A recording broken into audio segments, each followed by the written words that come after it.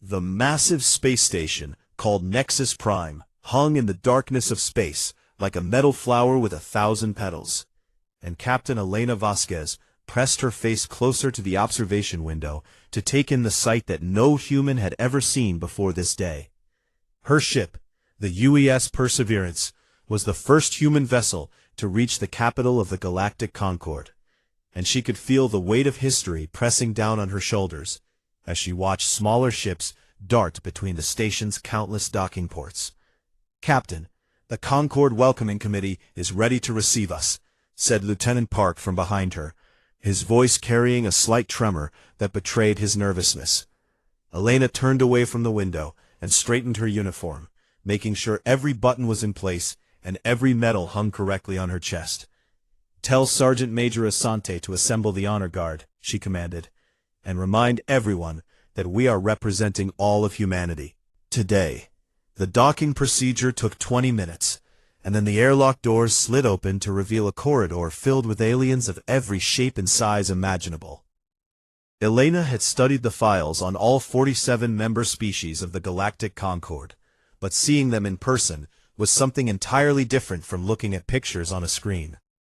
The Zorani delegation stood at the front, their insectoid bodies covered in natural armor that gleamed like polished bronze under the station lights, and their compound eyes reflected Elena's image 100 times over. Behind them stood the Velthari, massive reptilian creatures that towered at 8 feet tall, with 4 muscular arms, and tails that swayed slowly behind them as they watched the humans emerge from their ship. Ambassador Falvex of the Zorani stepped forward on 6 legs and made a gesture with his upper arms that Elena's translator identified as a formal greeting. "Welcome to Nexus Prime, representatives of Earth." His voice clicked and buzzed through the translator device. "We have waited many cycles to meet the newest species to achieve faster-than-light travel." Elena bowed her head in the way she had been taught, and responded with the formal words her diplomatic team had prepared for this moment. The welcoming ceremony continued for another hour, as representative after representative came forward to greet the human delegation, and Elena noticed something interesting during each interaction. Every alien species looked at the humans with a mixture of curiosity and something that looked very much like pity. The Zorani had their armor and their powerful mandibles that could crush metal. The Velthari had their 4 arms and their venomous claws. The Kellax had bioelectric organs that can stun prey from 10 feet away, and the Morthani had tentacles lined with thousands of tiny hooks. But the humans had nothing visible at all, just soft skin, and small bodies and teeth that could barely chew tough meat.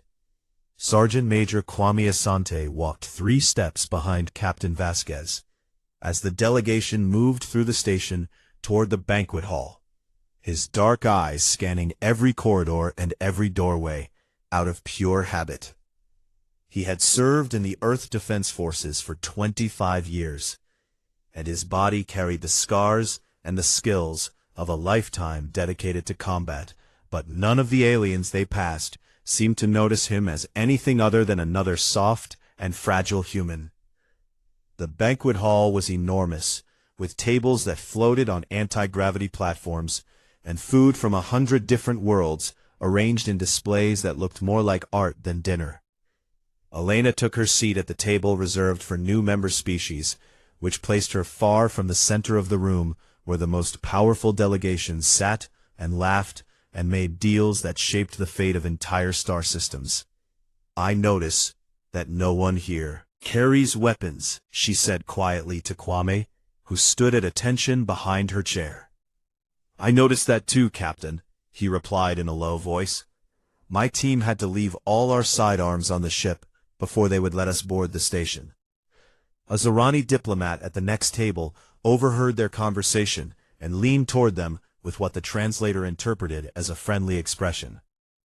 "Weapons are forbidden on Nexus Prime," he explained. "It has been this way for 10,000 cycles, and any disputes between species are settled through honor challenges rather than armed conflict." "Honor challenges?" Elena asked with genuine curiosity. Combat between chosen champions, the Zarani said, but without weapons of any kind, only the natural gifts that evolution has provided to each species. Before Elena could ask more questions, a loud crash echoed through the banquet hall as a Velthari warrior knocked over a floating table and stumbled toward the human delegation, with fury burning in his yellow eyes. "So these are the famous humans," he slurred, clearly intoxicated on whatever substance his species used for recreation. "I expected something more impressive from a species that claims to have conquered their own world." Elena stood slowly from her chair, keeping her expression calm, even as her heart began to race. "I am Captain Elena Vasquez of the Earth vessel Perseverance," she said. "And you are?" "I am Commander Drexel of the Velthari Third Fleet," the massive alien growled. "And I see nothing here but a prey species that somehow learned to build starships." The entire banquet hall had gone silent, and hundreds of alien eyes turned toward the confrontation unfolding at the human table. "We did not come here to make enemies," Elena said carefully. "We came here to join the galactic concord as partners and friends." Drexel laughed, a harsh sound that echoed off the metal walls, and he spread all four of his arms wide in a gesture of mockery. "Friends? Partners? Look at yourselves. You have no claws, no armor, no venom, no natural weapons of any kind. How did your species even survive long enough to discover fire?"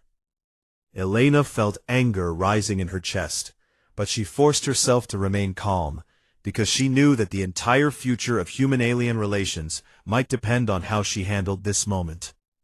"We survived because we learned to work together," she said, "and because we never gave up, no matter how difficult things became." "Pretty words from a pretty little prey creature," Drexel snarled. And then he did something that made every alien in the room gasp with shock. He slammed his palm down on the table in front of Elena in the formal gesture of an honor challenge. "I challenge you, human captain, to prove that your species deserves a place among us. Meet me in the arena, and show the Concord what you really are." The Zarani ambassador rushed forward with panic on his face, clicking and buzzing frantically. "Commander Drexel, this is highly irregular. The humans have only just arrived. They do not understand our customs. The challenge has been issued," a cold voice rang out from the high table where the Concord Council sat, "and by our laws, it cannot be withdrawn." Elena looked around the room at the hundreds of faces staring at her, some with pity, some with cruel amusement, and some with what looked almost like hunger. She understood now that if she refused this challenge, humanity would be marked as cowards forever. But if she accepted it, she would have to fight an 8-foot-tall monster with 4 arms and venomous claws, using nothing but her bare hands. "Captain," Kwame whispered from behind her, his voice steady and calm, "let me fight in your place." Elena turned to look at her security chief, at the quiet confidence in his eyes, and she remembered the old Concord law her diplomatic team had discovered during their research. A challenged party could name a champion to fight on their behalf. "I accept the challenge," Elena announced to the silent room, "and I name Sergeant Major Kwame Asante as my champion." Drexel looked at the human male who stepped forward, at his average height and his soft brown skin and his complete lack of any natural weapons, and he began to laugh so hard that tears streamed from his yellow eyes. "This is your champion?" he roared with delight. "Then this will not be a battle at all. It will be an execution." But Kwame simply smiled and bowed his head slightly, and somewhere deep in his eyes there was a fire that had been burning since the first human learned to make a fist 10,000 years ago. The galaxy was about to learn something important about the species called humanity, and the lesson would begin in blood and end in wonder. The council chamber of Nexus Prime was a circular room with walls made of something that looked like liquid metal, and the faces of 1,000 different alien officials stared down at Captain Elena Vasquez as she stood before them, with her hands clasped behind her back. "You understand the rules of an honor challenge?" the chief counselor asked, his voice echoing through speakers that translated his words into every known language simultaneously. "I would like them explained again," Elena replied, "so that there can be no misunderstanding." The counselor made a gesture with several tentacles that the translator identified as a sign of patience. "The challenge will take place in the Grand Arena tomorrow at the 10th hour, and both champions will enter the arena without weapons, without armor, without any technology of any kind, wearing only simple cloth garments provided by the council." Elena nodded, keeping her face carefully neutral. "Continues until one champion submits by speaking the words of surrender, or until one champion is rendered unable to continue fighting, and death is permitted but not required, as most challenges end when one party can no longer defend themselves." "And if our champion wins?" Elena asked. "Then the challenge is resolved in your favor, and Commander Drexel and his clan must publicly apologize to your species. But if your champion loses, then you must acknowledge Velthari's superiority and accept a position of lesser status within the Concord." The stakes were clear, and Elena thanked the council before leaving the chamber, with Kwame walking silently beside her. They did not speak until they reached the human ship, and then Elena led Kwame to her private office and closed the door behind them. "Tell me honestly," she said, "can you win this fight?" Kwame sat down in one of the chairs and was quiet for a long moment before he answered. "Been fighting my entire life, and I have studied combat in ways that I do not think these aliens can understand. So yes, I believe I can win, but I need you to understand something first." "Tell me," Elena said. "When I was 6 years old, my grandfather began teaching me traditional Ghanaian wrestling in the dust behind our house in Accra. And he told me that the first warriors of our people had no swords and no spears, only their bodies and their minds." Kwame's eyes grew distant as the memories washed over him. "When I was 12, my family moved to Brazil, and I learned a new kind of fighting called jiu-jitsu from an old man who ran a gym in our neighborhood. And he taught me that a smaller person could defeat a larger person by using technique instead of strength." Elena listened without interrupting, sensing that this story was important. "In the military, I learned Krav Maga from Israeli instructors who taught us to end fights as quickly as possible. And I learned Muay Thai from a Thai master who showed us how every part of the human body can become a weapon." Kwame stood up and began to pace the small room. "Captain, humans have been developing the art of unarmed combat for over 10,000 years, and we have created hundreds of different fighting styles on every continent of our world, not because we wanted to, but because we had no choice." "What do you mean?" Elena asked. "Look at every dangerous animal on Earth," Kwame said. "The lion has claws and teeth, the snake has venom, the elephant has size and strength, the rhino has armor and a horn. But what did humans have?" He held up his hands and turned them slowly.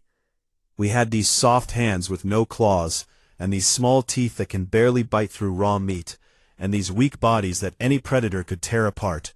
So we had to learn to fight smarter instead of harder." Elena was beginning to understand that, while other species evolved natural weapons, we evolved the ability to turn ourselves into weapons through training. "Exactly," Kwame said with a fierce smile. "And I spent the last 6 hours researching the Galactic Concord database. And do you know what I found?" Elena shook her head. "Not a single alien species in the entire Concord has ever developed systematic unarmed combat training. Because why would they? The Velthari have 4 arms and venomous claws, so they never needed to learn how to fight without them. The Zorani have armor and mandibles that can cut through steel, so they never needed to develop techniques to overcome stronger opponents." The realization hit Elena like a thunderbolt. "They have never faced an opponent who fights the way humans fight," Elena said. Commander Drexel has won 40 challenges in a row, Kwame said. But every single one of those opponents tried to match his strength with their own strength, and that is a game he will always win. But you will not play that game, Elena said. I will play the game that my grandfather taught me in the dust of Ghana, the game that humans have been perfecting since the first caveman learned to throw a punch, and Drexel will not know what hit him. That night, Kwame went to the ship's training bay and began to prepare his body and his mind for the battle ahead. He stretched muscles that would need to move faster than they had ever moved before, and he practiced combinations of strikes and holds and throws until his body could perform them without any input from his conscious mind. Lieutenant Park found him there 3 hours before dawn, still moving through forms and patterns that looked almost like a dance. "Sergeant Major, you should rest," Park said with worry in his voice. "I am resting," Kwame replied without stopping his movements. "This is how I prepare my mind for combat." "Can I ask you something?" Park said. "Of course." "Are you afraid?" Kwame stopped moving and turned to face the young officer with a gentle expression. "Fear is not the enemy, Lieutenant. Fear is just information. And right now, my fear is telling me that tomorrow is important, that I must not fail, that the future of my species depends on what happens in that arena." "That sounds terrifying," Park admitted. "It is," Kwame agreed. "But my grandfather taught me something about fear. And he said that courage is not the absence of fear. Courage is the decision to act despite the fear. And tomorrow I will be very afraid, but I will also be very courageous." Park nodded slowly, not fully understanding, but sensing the wisdom in the words. "Is there anything you need?" he asked. "Yes," Kwame said. "I need you to find me footage of Commander Drexel's previous honor challenges, because if there is video of how he fights, then I can learn his patterns and his weaknesses." Park rushed off to fulfill the request, and Kwame returned to his training with renewed focus. An hour later, Park returned with a tablet containing recordings of 12 different honor challenges, and Kwame watched each one with the careful attention of a predator studying its prey. He watched the way Drexel charged at his opponents, the way he used his lower arms to grab while his upper arms struck, the way his tail swept low to knock enemies off balance, and the way he always pressed forward with overwhelming aggression. And as he watched, Kwame began to smile, because he could see exactly what he needed to see. Drexel was powerful and fast and skilled in the brutal combat style of his people. But he had never faced an opponent who refused to stand still and trade blows with him. Every one of his victories came from the same pattern: charge forward, grab, crush, and repeat until the enemy stopped moving. It was the fighting style of a species that had never needed to be clever, a species that had always been the biggest and strongest creature in any room, a species that had no idea what was coming for them. Kwame closed the tablet and closed his eyes, and in his mind he ran through the fight 1,000 times, seeing every possible attack and planning every possible response. Tomorrow he would show the galaxy what 10,000 years of human combat training looked like. Tomorrow he would teach the Velthari a lesson they would never forget. Tomorrow the so-called prey species would become the predator. The grand arena of Nexus Prime floated in the center of a massive chamber that could hold 100,000 spectators, and every single seat was filled with aliens who had come to witness the slaughter of the soft little human. Holographic displays projected the arena to billions of viewers across the galaxy, and commentators from dozens of different species offered their predictions for the match. "This will be over quickly," a Zorani analyst clicked into his microphone.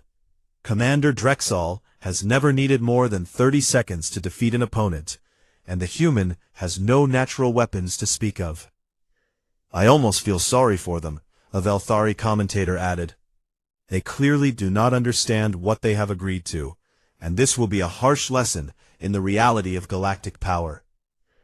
Captain Elena Vasquez sat in the special viewing box reserved for the families and supporters of the combatants, and her hands gripped the armrests of her chair so tightly that her knuckles turned white. Beside her, Lieutenant Park was pale with anxiety, and the other members of the human delegation looked like they were attending a funeral rather than a sporting event. The arena floor was a simple circle of hard-packed sand, 20 meters in diameter, and the rules allowed no escape once the battle began. A door on one side of the arena opened, and Commander Drexel emerged to thunderous applause from the crowd. He was even more impressive in the arena than he had been in the banquet hall, his scaled body gleaming under the harsh lights, his forearms raised in triumph, his yellow eyes scanning the crowd with the confidence of a champion who had never known defeat. He wore only a simple loincloth as the rules required, and his muscles rippled beneath his scales as he moved to the center of the arena and waited for his opponent. The door on the opposite side opened, and Kwame Asante walked out into the light. Of laughter rippled through the crowd at the sight of him. This small, soft creature, with his brown skin and his thin limbs, and his complete lack of anything resembling a natural weapon. He wore the same simple cloth garment as Drexel, and he walked to his position with a calm, steady stride that seemed completely inappropriate for someone who was about to die. "Look at him," Drexel called out to the crowd. "He does not even have the sense to be afraid." More laughter echoed through the chamber, but Kwame did not react, his eyes fixed on his opponent with the focus of a hawk watching a rabbit. The chief counselor rose from his seat in the high box and raised a ceremonial staff. The honor challenge between Commander Drexel of the Velthari 3rd Fleet and Sergeant Major Kwame Asante of Earth will now begin, and may the stronger warrior prevail. The staff came down, and Drexel charged. He covered the distance between them in less than a millisecond, all four arms reaching out to grab and crush and tear, and the crowd roared with anticipation of the kill. But Kwame was not there. In the instant before Drexel reached him, Kwame pivoted to the side and let the massive alien rush past him. And then he snapped a kick into the back of Drexel's knee that made the warrior stumble. The crowd went silent with confusion. Drexel spun around with fury in his eyes and charged again.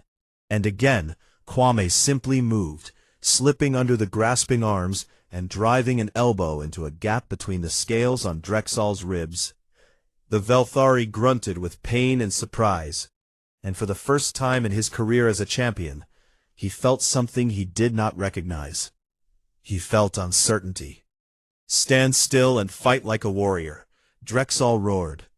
"I am fighting like a warrior," Kwame replied calmly. "Just not like your kind of warrior." Drexel attacked again, using his tail this time to sweep low while his arms grabbed high, a combination that had defeated dozens of opponents in the past. Kwame jumped over the tail sweep and caught one of Drexel's upper arms as it reached for him. And then he did something that made the entire arena gasp with shock. He used the arm as a lever, twisting his body around Drexel's limb and using the alien's own momentum to throw him to the ground. 800 pounds of Velthari warrior crashed into the sand, and Kwame was already moving, already positioning himself where he needed to be. "How?" Drexel sputtered as he scrambled back to his feet. "How did you do that?" "Physics," Kwame answered. "Leverage and momentum, and the proper application of force, things that my ancestors learned 10,000 years ago." In the viewing box, Elena leaned forward with wide eyes, and she heard a Zerani diplomat behind her whisper to his colleague, "What is he doing? This is not how unarmed combat works. This is something else entirely." Drexel was more careful now, circling Kwame with his arms raised in a defensive posture, trying to understand this strange new type of fighting. He feinted with his upper arms and struck with his lower ones, But Kwame read the attack and deflected it, using his forearms to redirect the blow rather than trying to block it with force. Then Kwame counterattacked, stepping inside Drexel's guard and delivering a rapid combination of strikes that the Velthari could not follow. A palm strike to the jaw, an elbow to the throat, a knee to the cluster of nerves where the leg met the hip. Each blow landed in a gap between the scales, targeting the vulnerable spots that Kwame had identified from watching the training footage. Drexel staggered backward, blood dripping from his mouth, his eyes wide with something that looked very much like fear. "What are you?" he whispered. "Human," Kwame said. "And where I come from, we learned to fight without weapons because we had no other choice. So we turned fighting into a science, an art, a discipline that we have perfected over thousands of years." Drexel roared and charged one final time, putting all of his strength and all of his rage into a last desperate attack.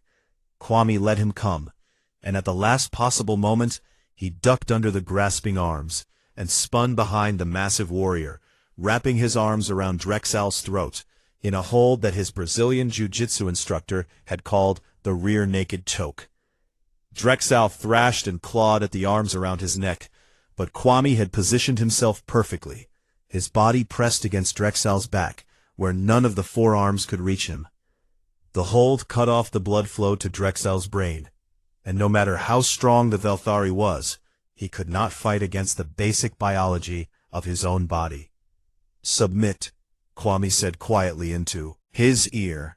"Submit, and this ends without permanent harm." Drexel struggled for another 10 seconds, his movements growing weaker as oxygen failed to reach his brain, and then his body went limp. Kwame held the choke for 3 more seconds to be certain, and then he released his grip and let the unconscious warrior fall to the sand. He stood up slowly and looked around the arena at the 100,000 aliens who sat in absolute stunned silence. Not a single sound echoed through the chamber. And then from the human viewing box, Lieutenant Park began to clap, and Captain Vasquez joined him, and soon all 200 members of the human delegation were on their feet, cheering for their champion. The aliens in the crowd exchanged confused and frightened glances, and the same question passed through all of their minds. What was this creature that could defeat a Velthari champion without a single weapon? And more importantly, how many more of them were there? The answer to that question would change the galaxy forever. The footage of the fight spread across the galaxy like wildfire, and within 12 hours, every sentient being with access to a communication network had seen the small soft human defeat the mighty Velthari champion. Analysts from 100 different species played the recording over and over, slowing it down frame by frame, trying to understand what they had witnessed. "Look at this moment here," a Kellex military expert said on a popular broadcast, pointing to the image of Kwame redirecting Drexel's arm. "He is not trying to overpower the Velthari, he is using the Velthari's own strength against him. And I have never seen anything like this in all my cycles of studying combat. It appears to be some kind of systematic approach to fighting," a Zorani scientist added, "as if the human has studied combat the way we study physics or chemistry, breaking it down into principles and techniques that can be learned and applied." Suddenly, the most popular person on Nexus Prime and her communication device buzzed constantly with requests for interviews and meetings and explanations. She held a press conference in the main diplomatic hall, with Sergeant Major Asante standing beside her, and the room was packed with representatives from every species in the Concord. "We have many questions for you," the chief counselor said from his elevated platform. "And the first is simply this. What did we witness in the arena yesterday?" Elena nodded to Kwame, who stepped forward to address the gathered aliens. "What you witnessed was the application of human martial arts," he said. "A collection of fighting techniques and philosophies that my species has developed over approximately 10,000 years. The room erupted in confused murmuring. 10,000 years? A Morthani diplomat asked, his tentacles writhing with disbelief. You have been developing weaponless combat for 10,000 years? Yes, Kwame confirmed, and we have created hundreds of different styles and approaches, each one adapted to different situations and different body types. And what I demonstrated yesterday was only a small sample of what humans have learned. The questions came faster now, and Kwame answered each one with patience and clarity. He explained the concept of leverage, showing how a smaller person could throw a larger person by properly positioning their body. He demonstrated the idea of pressure points and nerve clusters, places on the body where even a light strike could cause great pain or temporary paralysis. He talked about the philosophy behind different martial arts, how some focused on using an enemy's strength against them, while others focused on overwhelming aggression, and how a trained human could choose the right approach for each situation. But why? Ambassador Thalvex of the Zarani finally asked. Why did your species spend so much time and effort learning to fight without weapons when you could have simply developed better weapons? Kwame smiled at the question. Because we did not always have weapons, he said. And even when we did have weapons, they could be lost or broken or taken away. And our ancestors learned that the only weapon you can never lose is the one you carry in your mind. He held up his hands again, the same hands that had choked a Velthari warrior into unconsciousness. These hands have no claws, but they can become fists that break bones, or open palms that redirect force, or grasping tools that control an opponent's movement. And every human learns from childhood that our bodies are adaptable, that we can become whatever the situation requires us to become. The room was silent as the aliens processed this information. How many of your kind know these skills? Thalvex asked, and his voice carried a new note of concern. Elena stepped forward to answer this question. On Earth, we have what we call recreational martial arts, where ordinary citizens train in combat techniques for exercise and self-improvement. And approximately 50 million humans actively practice some form of martial art. She paused to let that number sink in.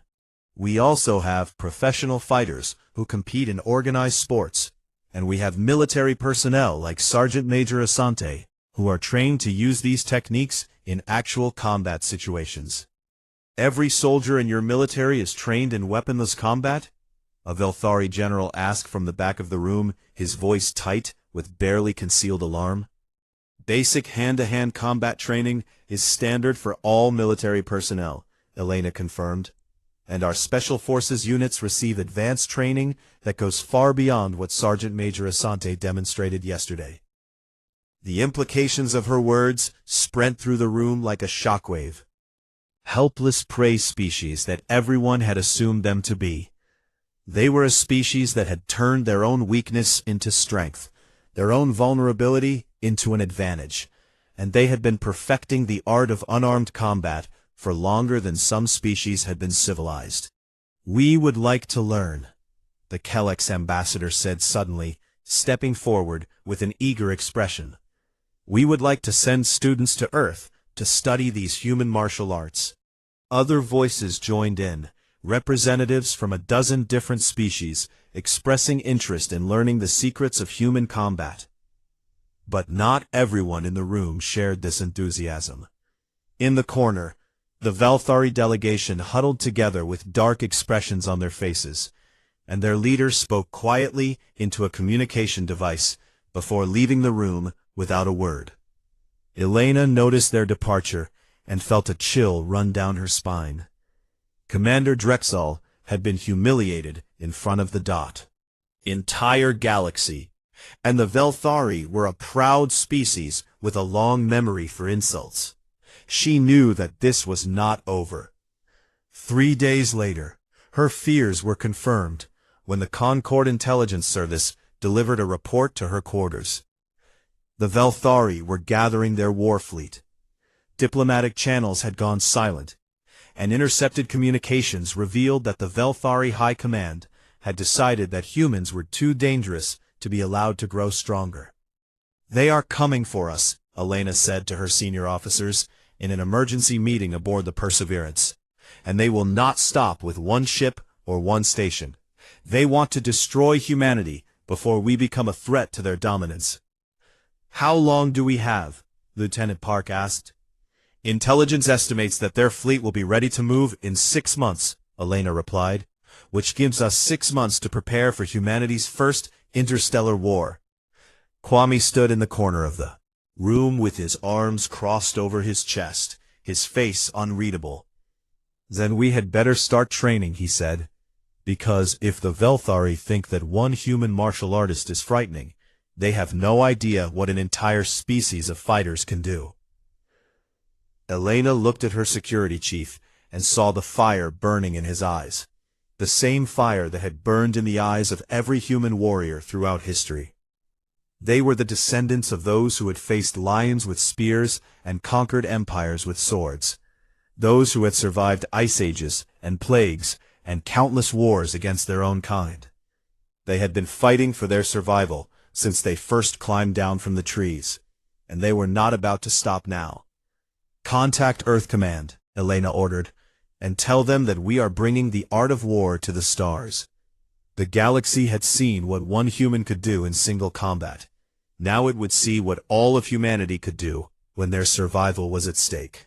6 months had passed since the honor challenge that changed everything, and Admiral Sarah Chen stood on the bridge of the UES Defiance as she watched the Velthari war fleet emerge from hyperspace. There were 400 ships in the enemy formation, each one bristling with weapons and carrying thousands of warrior soldiers who had been told that this would be an easy victory against a primitive species. The human fleet numbered only 120 vessels, and by every conventional calculation, this should have been a slaughter. But Admiral Chen had studied military history at the Naval Academy on Earth, and she knew that battles were not won by numbers alone. The enemy fleet is assuming standard attack formation, her tactical officer reported. They are approaching in a direct line, exactly as predicted. Chen smiled and remembered the words of Sun Tzu, the ancient Chinese strategist, whose teachings still guided human warfare after 2,000 years.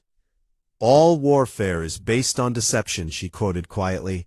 Appear weak when you are strong, and strong when you are weak. The Velthari commander hailed her ship, and his scarred face appeared on the main screen with contempt burning in his yellow eyes. Human Admiral, he growled, you have one chance to surrender your fleet and accept Velthari dominion over your species, and if you refuse, we will destroy every ship you have, and then we will burn your homeworld to ashes. Chen kept her expression calm and professional. I appreciate the offer, she replied, but I think we will take our chances in battle.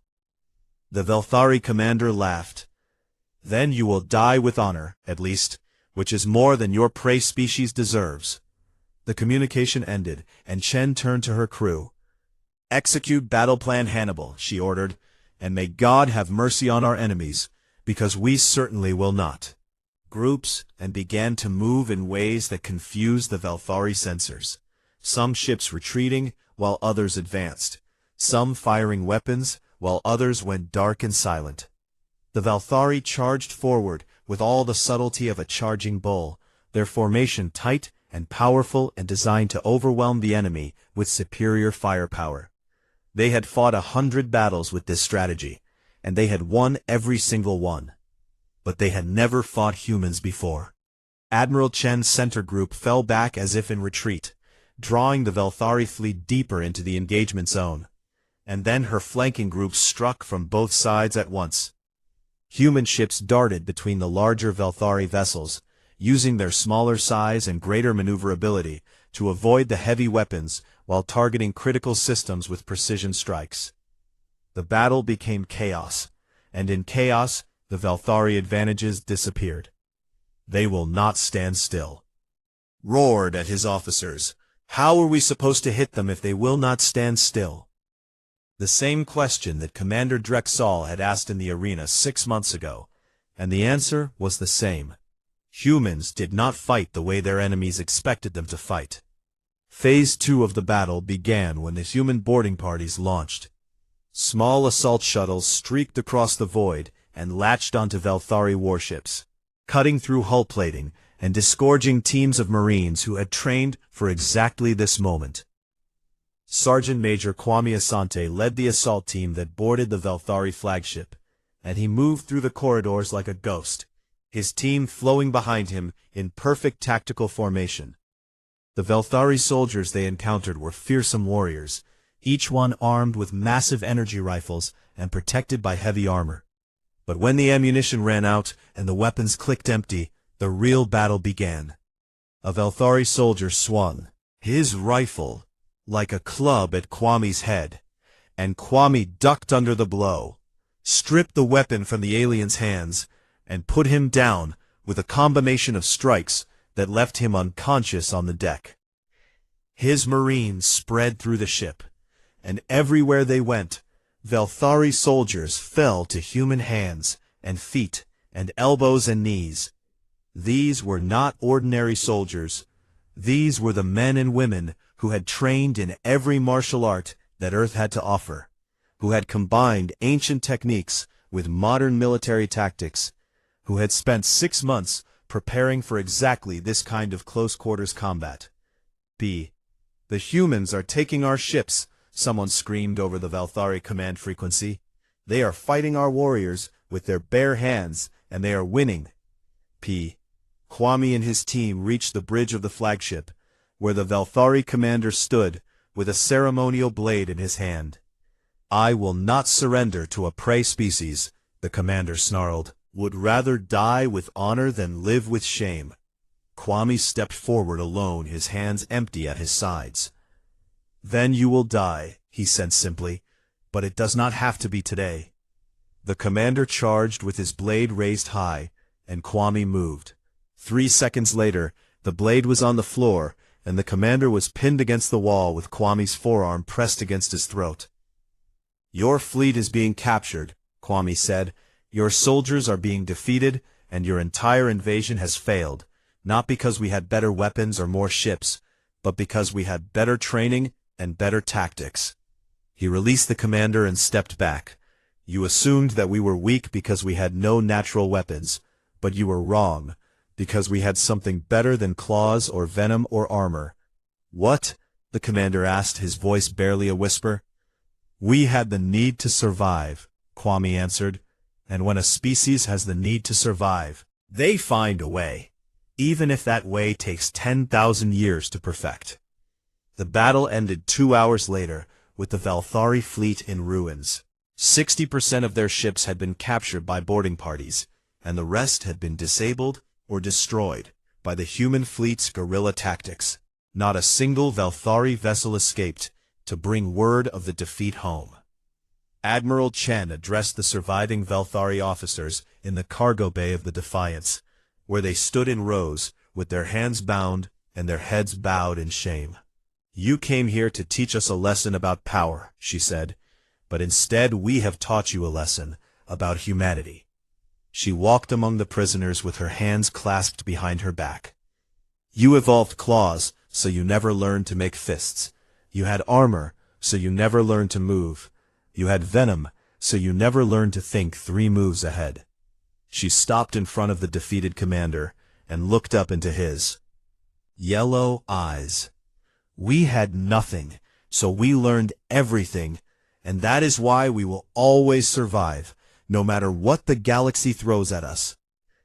The news of the human victory spread across the Concorde faster than any message had ever traveled before, and the reaction was a mixture of shock and wonder and a new kind of respect. The Galactic Council called an emergency session and voted unanimously to elevate humanity to full standing within the Concorde, with all the rights and privileges that came with that status. Ambassador Thalvex of the Zorani personally delivered the certificate of membership to Captain Vasquez, and his compound eyes reflected something that looked very much like admiration. "We underestimated your species," he admitted, "and we will not make that mistake again." 1 year after the honor challenge that started everything, Sergeant Major Kwame Asante stood in a training hall on Nexus Prime and looked out at his first class of students. There were 20 aliens in the room, representing a dozen different species, all of them wearing the simple white uniforms that human martial artists had worn for centuries. Among them was a young Zarani who moved awkwardly on legs that had never been asked to perform a fighting stance. A curious Kelex whose bioelectric organs flickered with nervous energy, and even a Velthari youth whose eyes burned with the desire to learn the secrets that had defeated his people. "Welcome to the first session of the Galactic Martial Arts Academy," Kwame said, "and I want to begin with a simple truth that my grandfather taught me many years ago." He bowed to his students, and they bowed back, mimicking the gesture they had been shown. "The weapon was never the claw or the fang or the venom," he said. "The weapon was always the will to survive and the wisdom to learn." He raised his empty hands and smiled. "And today, we begin to learn." Outside the training hall, Captain Elena Vasquez watched through the window as Kwame began to teach the first basic stance to his students. She thought about everything that had happened since that night in the banquet hall, when a drunken Velthari had challenged humanity's right to exist. They had come to the stars as a prey species, soft and weak and overlooked by everyone. Now they stood as equals among the great powers of the galaxy, respected not for their weapons or their technology, but for something far more valuable. The human spirit, forged in 10,000 years of struggle, tempered by countless battles against nature and each other, and finally unleashed upon a universe that had no idea what was coming. Elena smiled and turned away from the window. The lesson had been taught. The galaxy had learned.